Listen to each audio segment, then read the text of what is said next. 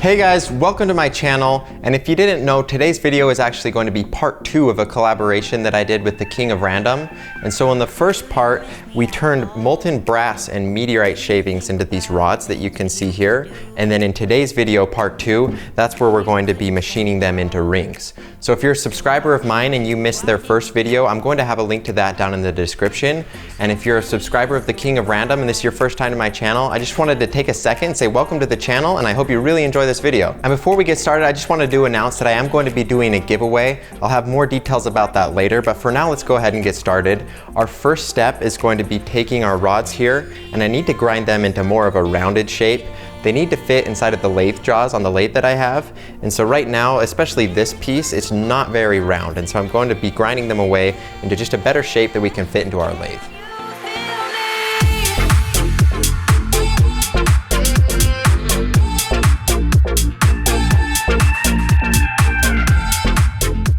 So this step actually did take quite a long time to complete, but eventually, as you can see here, I'm left with 4 rods that were able to fit into my lathe. And you can see on some of them I had to put these notches in there to make it a little bit easier on me so I could do a little bit less sanding. But as you can see here, there are plenty of shavings. I spent probably an hour just grinding these away. So now the pieces will actually fit into the lathe, but they don't have a very firm and secure grip on there. So what I'm doing in this step is I'm machining them down with this tungsten carbide lathe bit, and that'll give it a perfectly round outer diameter. That way I can flip this around, put it back in my lathe jaws, and it'll have a much better grip. Looks like you're changing and all, but why didn't you call? Something in the air, always something in the air. Inexplicable, I can feel it in the air.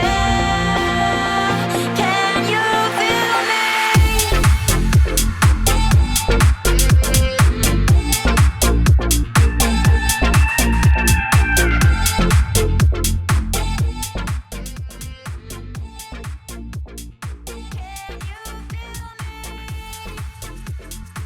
Now that I have the piece securely held in place on the lathe, I'm able to start trimming down the other side of it. And all I'm going to be doing here is just trimming it down till it's flush with that other side there. And then once we have it to that step, we'll have it in a better rod shape. And I'll just repeat this step on all the different pieces until we have all of our nice smooth rods ready to go. And then we'll start machining the actual rings out of them.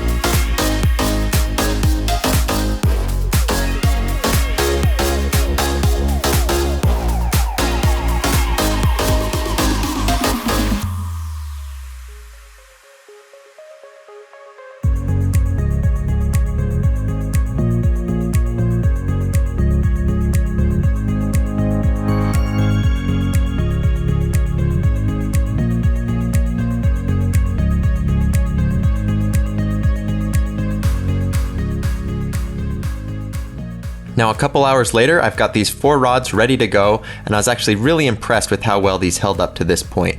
I had a lot of concerns going into this about the structural integrity of the pieces, but after machining them for a while and getting a feel for it, I actually found they were quite durable and I didn't have any pieces come out on me, so I was very impressed with the strength of these.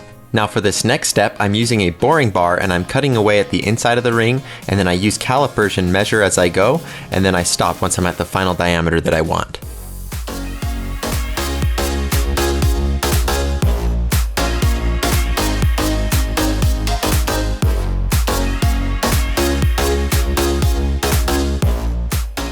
Now after a few minutes, I've got the dimensions that I want for our ring, and so I'm using this parting off tool and I'm just cutting away the ring from the rest of our material. Now the next step is going to be sanding and polishing the ring, and so I start off with a really rough Dremel, and the purpose of this is to round off some of those corners. I make sure this is a really comfortable ring to wear, and then I go through all the different grits of sandpaper until I get this up to a really nice finish, and then after that I'll be doing some actual polishing with a polishing wheel. Screaming when I'm coming home tonight. We're living quick in the world, gotta get it right now. People talk and tell what you wanna hear now, but they all disappear, they will let you down. So we better stick together. Let's come whatever. We're not coming home tonight. We're living quick in the world, gotta get it right now. We only need the two of us together. I need only you in this crazy world, 'cause we got love. So my first polishing step is going to be the inside of the ring. My buffing wheel can't fit inside of here, and so I need to do this by hand. And so I have it in the lathe here, and I just have a little bit of polishing compound put on this paper towel, and you can see that very quickly gets this up to a nice perfect and glossy finish. And then for the outside of the ring, I start with a rough polish. This will get rid of any of the minor imperfections that we had after sanding. And then after that, I switch over to the right and I use this high polish, and that's what gives us that really glossy mirror finish. All right, so we've got 2 rings finished here, and then we've got a third one on the way. You can see this one, I put a carbon fiber liner on the inside. That's to reinforce it, make sure it stays strong. And then we had to reinforce it with some CA adhesive. But overall, I think we're left with a cool ring, and we've got 2 big chunks of meteorite that I think we're going to be able to etch and be able to see the meteorite pattern on. So I'm really excited to do some experimenting with that. This one as well, I think has just a little spot that we're going to be able to see some of that pattern on. Let's see, the piece itself is right here. So I think that's going to be very interesting. And then this one I still am working on. It should be finished soon. I'll have photos of it at the end of the video, but this one should be interesting. So we've got our brass and meteorite piece here, and then on the inside, I'm going to reinforce it with this galaxy resin that I mixed up. So onto the etching in the acid. What I'm going to do is I've got a cup of muriatic acid right here, and then this is a cup of hydrogen peroxide. The acid will etch the meteorite, so it'll reveal that really cool pattern that we're going for. And then we've got the hydrogen peroxide, that's an oxidizer, and so it's going to speed up our reaction. So we're going to put the acid and the peroxide in here, and then be etching them in there. This is going to mess up the finish on the brass, but that's okay, we can polish it away, and we'll be left with perfect results. And then right here, this is a cup with water and baking soda in it. That is to put anything that gets acid on it. So this will neutralize it, make sure it's safe. Why don't you do it right now? You know we met for a reason, but you're trying to deny. Okay, so we'll just give that a couple minutes and then we'll move on to etching this one. Okay, so it's been about 15 minutes. This has been just sitting in the acid. You can see we got a nice etch on the meteorite. It's such a small piece that there's not a lot visible on there, but once we polish this up, we'll be able to get a much better look at it. I'm going to put this in the baking soda water. It just neutralizes it, makes it safe. I'll set this aside, and then I'm going to get a new batch of acid. Okay, I've got the acid ready, and I'm just going to drop the ring right in. All right, so this ring is done as well. Put it in the baking soda, and so far, so good. We've got the pattern showing there, that just looks awesome. This piece is also showing it, so perfect results, exactly how we wanted it. Now we need to go in and polish the brass part on it.